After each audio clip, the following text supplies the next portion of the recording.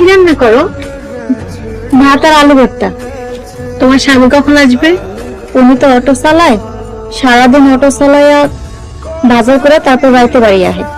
স্বামীর জন্য অপেক্ষা করো? হ, যতক্ষণ না আহে অস্থির লাগে। আপা, আপনার চুড়িগুলো তো অনেক সুন্দর, স্বর্ণের। হ্যাঁ স্বর্ণের। তোমার পছন্দ হয়েছে? আচ্ছা, তোমার স্বামী তোমাকে কেমন ভালোবাসে? লড়তে পারছো কেন? উনি আমার অনেক মহব্বত করে।